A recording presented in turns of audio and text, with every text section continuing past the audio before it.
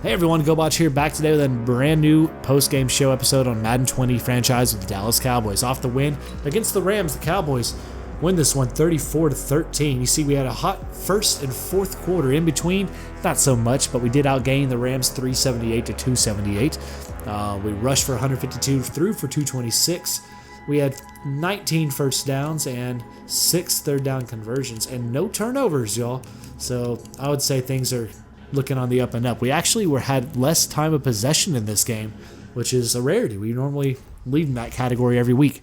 Dak on the day, 120.1 rating, 262 through the air, 2 touchdowns, no picks, was sacked 6 times. Very identical in numbers. You're looking at these two. The main difference for Goff was he had 2 interceptions thrown. Rushing-wise, Gurley led the way with 18 rushes at 79 yards. Pollard had 15 rushes for 72 yards. Zeke, before his little injury, 11 rushes for 68 yards, 2 touchdowns. And Weber, 2 rushes, 7 yards, and 1 touchdown.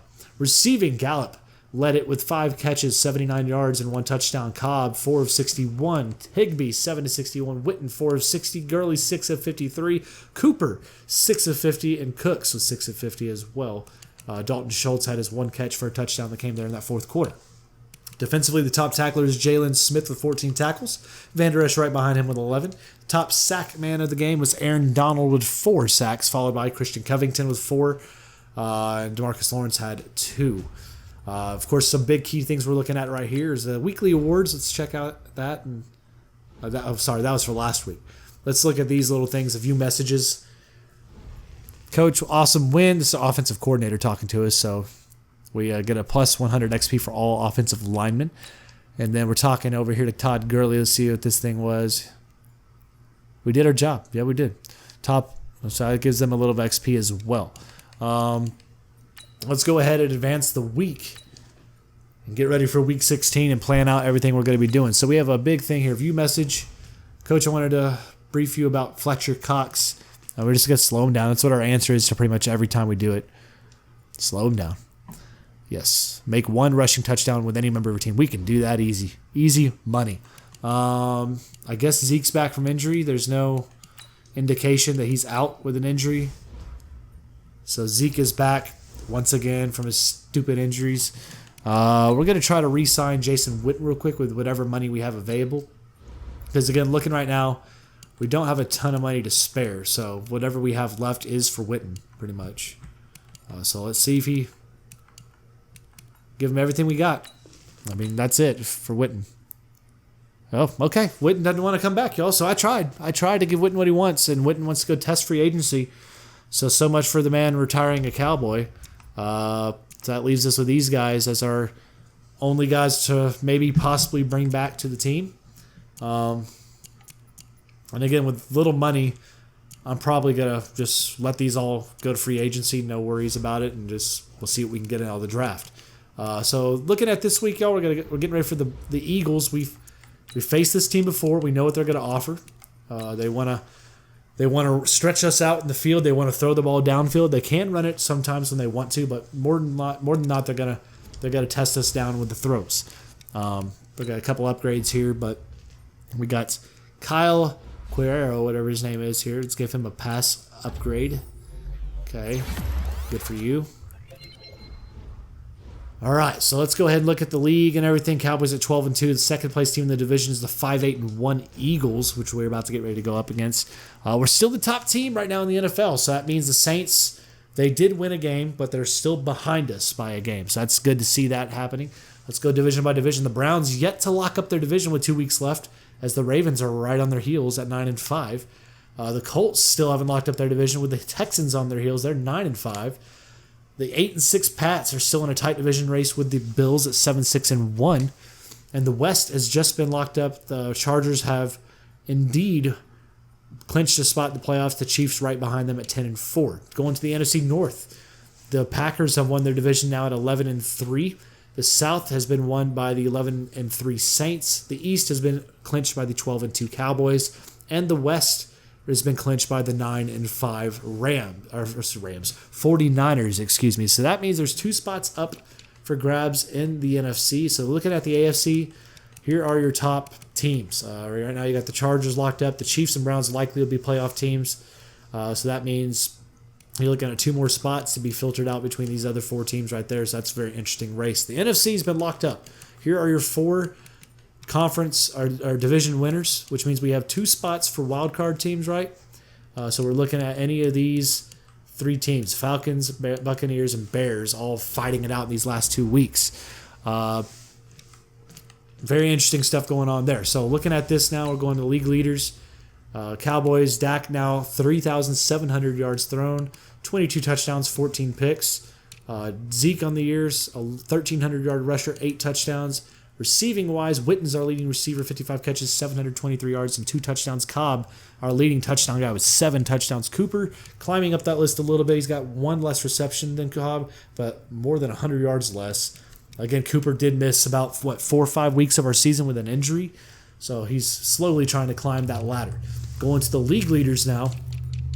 Let's see who's all doing their thing right now in the NFL, chasing the most valuable player. So Matt Ryan, 4,200 yards passing, leads the way in the NFL. Top thrower for touchdowns is Drew Brees with 42 touchdowns, 6 picks. And the top pick thrower in the league is Fitzpatrick with 19. Dak, unfortunately, is 3rd on that list, but that's all right. Rushing-wise, Kareem Hunt still leads the league in rushing with 1,400 yards rushing and 13 touchdowns. Zeke is 2nd on that list now. 13 touchdowns for each of these 2 gentlemen. Saquon and Kareem Hunt lead the way. Receiving-wise is still led. Oh, no. Julio Jones has been passed up by Michael Thomas. Now with 1,300 yards receiving and 13 touchdowns, which leads the way, the top receiver in all of football. Kudos to him, man. Way to go for him. Such a huge season. Defensively, the top tackler is Jalen Smith all by himself with 129.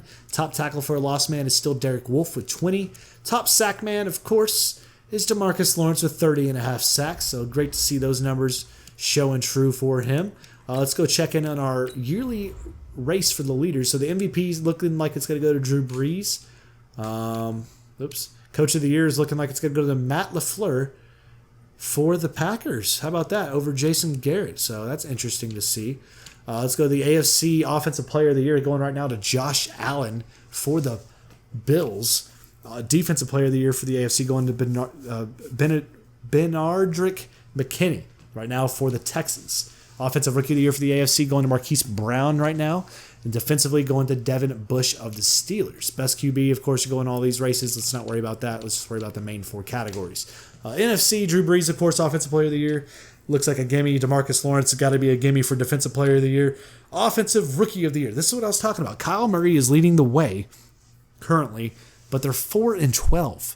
So really, what impact has he made there? And then you look at Pollard, currently right now at 12-2 with the Cowboys, 2nd on that list for Offensive Rookie of the Year. So we're going to go check out their 2 stats right now to see who may have the clear-cut advantage in those categories, as Devin White's leading it for the NFC Rookie of the Year for defense. So looking right now at Pollard, this year 138 carries, 596 yards, and 3 touchdowns. It's solid numbers receiving-wise for Pollard. He's got 14 catches, 149 yards, no touchdowns. So altogether, he's got about 700-something yards and a couple touchdowns in there. Go look at the Cardinals now. Let's see what